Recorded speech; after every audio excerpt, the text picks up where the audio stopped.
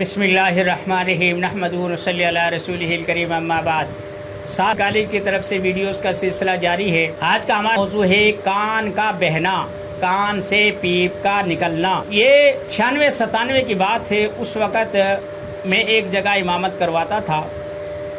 یہ ساتھ وغیرہ اس وقت نہیں تھے، بس وہ بڑی بچیاں تھیں۔ گھر بار ٹھیک تھا الحمدللہ، والدین باحیات تھے، خرچے مرچے کا کوئی وہ نہیں تھا۔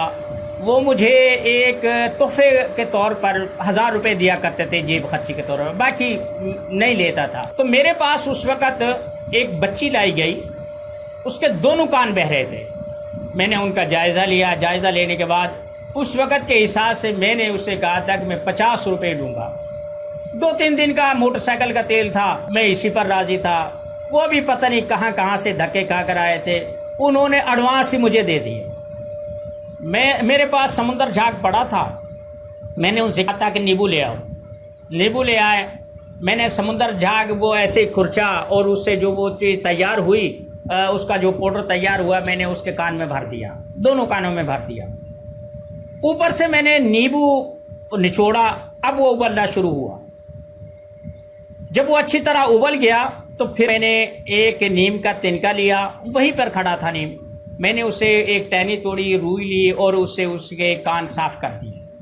کچھ بچا تھا، میں نے اور نیبو ڈالا، وہ بھی پھول کر باہر آ گیا۔ بالکل جب کان صاف ہو گیا، ایک تیل میں بناتا تھا کہ کسی بھی جانور کا، گائے، بیل، بھینس، کٹا، بچہ، جس کا بھی ملے آپ پتا لے لیں۔ آگے سے عید آ رہی ہے، آپ بھی اسے استعمال کر سکتے ہیں، بنا سکتے ہیں۔ تو جتنے پتے کا پانی ہو اتنا ہی تلوں کا تیل لے لے، جسے روغن کنجد کہتے ہیں، اس میں ملا کر آگ پر چڑھا دے۔ جب پانی جل جائے تو آپ کا تیل تیار ہے۔ میں نے 2-3 قطرے اس کان میں ڈالے، 2-3 اس کان میں ڈالے، روئی کا پھایا اس کے کان میں ڈالا، اسے کہا جا چلے۔ 3 دن صاف کیا، الحمدللہ اس کے زخم بھی اور اس کا کان بھی بہنا بند ہو گیا۔ آج وہ بچی دادی بن گئی ہے، نانی بن گئی ہے، لیکن اس کے کان ابھی تک الحمدللہ سلامت ہے، دوبارہ ان میں تکلیف نہیں ہوئی۔ اس کے بعد بہت سارے لوگوں کو میں نے استعمال کیا، بلکہ مشہور ہو گیا کہ یار کانوں کا مرض ہو تو وہاں چلے جائیں۔ کانوں کے بارے میں جو ہے نا، اس بارے میں مشہور تھا۔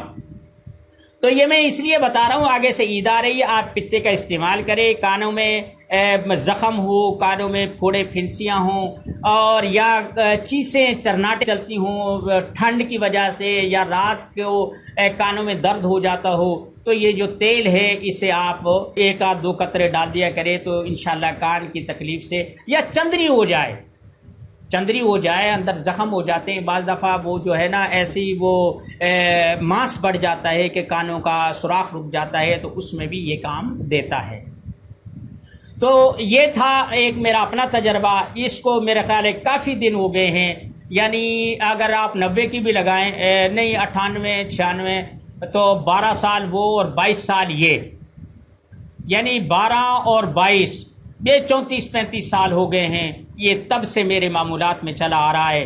یہ میری طرف سے سننے والوں کے لیے ایک تحفہ ہے۔ وما علینا الا البلاغ۔